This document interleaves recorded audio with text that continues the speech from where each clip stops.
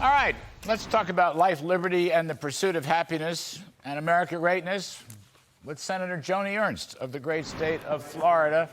Senate GOP Conference Vice Chair, Senator Ernst, as always, welcome back to the show. It's good to see you.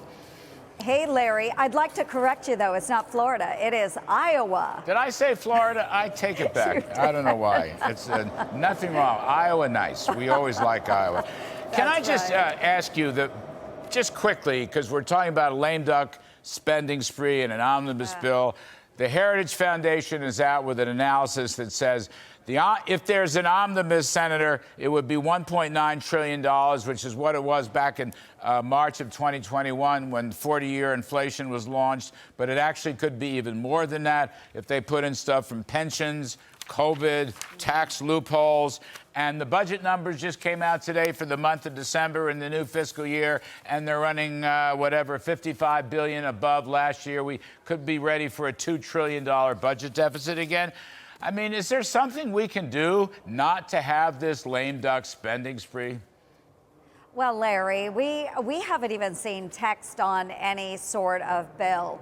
And I agree. There's all kinds of egregious spending that we see at the end of the year, especially when members of Congress do an omnibus bill. They tend to throw everything, including the kitchen sink, into these bills, and we see spending that doesn't need to be there. So we're hoping that we can sort through this, but again, we don't have text for an omnibus, we don't have text for a continuing resolution, and this is a very poor way to operate our federal government. So we're hoping to return to regular order, but that's not happening right now. I don't want to belabor the point because I know there is no text in the House either, apparently, according to my sources. And that's right. But there's this word called pay for. Now, it's an old word. It's from Middle English. It's probably from the 15th or 16th century. No one here in the 21st century understands the word pay for.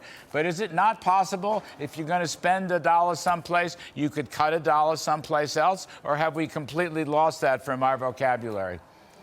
Absolutely, Larry, you've got it. And it seems to be an outdated, old-fashioned word when we talk about pay for. But folks, bottom line, our federal government, if we're going to spend that money, we need to know where that money is coming from. And at this point, we don't know where that money is coming from. And what we see the Democrats doing, they are pushing for additional spending in whatever this bill might look like at the end of the year, when they have already spent over $700 billion funding their Democratic priorities in this past year, things that no Republicans voted for. They did these through a number of series of spending bills that were done entirely on party lines. We need to stop that. They funded their priorities, so let's get rid of them in this end of the year spending. Let's focus on our military and the things our federal government must do, not what the Democrats want to do. Well, Senator Ernst, speaking of our military, can we switch gears slightly? The U.S. is fighting a climate war, but it's not fighting a military war. And all these incredible climate restrictions that are being put down by the Biden administration. So my favorite idea here is we have this fabulous B-21, the new version of the stealth bomber. There's nothing like it any place in the world. It can drop any kind of bombs, including, if I'm not mistaken, nuclear bombs.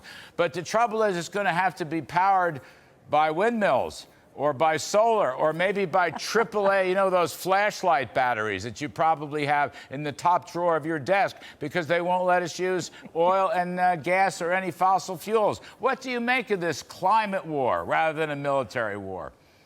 Well, I'm voting for hamsters on wheels to power the B-21. But no, in all seriousness, what we saw, and here's another example, during the discussion on the National Defense Authorization Act, the Pentagon was actually pushing as a priority to transition their all non-tactical vehicle fleet to electric vehicles.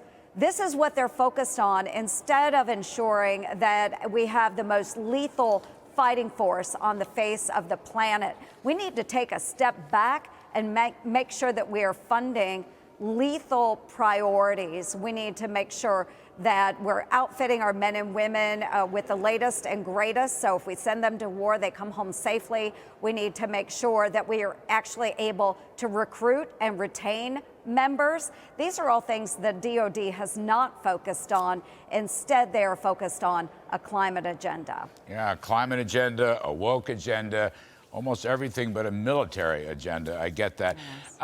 All right, speaking of National Defense Center, one more. TickTock, okay? TickTock. I don't know why we haven't booted TickTock out of the country. It's a spying operation owned by its parent ByteDance, which is, you know this well, is an instrumentality of the Chinese Communist Party. But there's also another take to this that's just as bad. TikTok is sexually exploiting kids. They're sending stuff out on their platforms to young kids that I'm not going to mention because this is a family show and you're a family-oriented senator. But I don't know why we haven't banned TikTok already. Do you? Yes, that's a great question. We should not be using it on our government devices. We know that. We hope that the state government officials are doing that as well. And we need to encourage, in the meantime, that folks out there, parents, know and understand what their children are viewing on their devices. TikTok gathers a lot of data. It's basically an extension of the CCP. All of that information is funneled back to the Communist Party in China. So we need to be aware of what that data is being used for. And we know that TikTok targets children. And just as you stated, there's a lot of information that is pushed out through their devices, through TikTok, that will influence young people. And again, it is data that is being collected. Parents, if you don't want your data collected on your children and nefarious messages pushed to them, make sure that you are monitoring those devices, or better yet, don't allow them to have TikTok on those devices. Yeah, amen.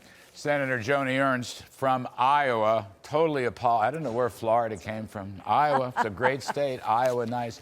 Thank you, Senator. We appreciate it very much, as always.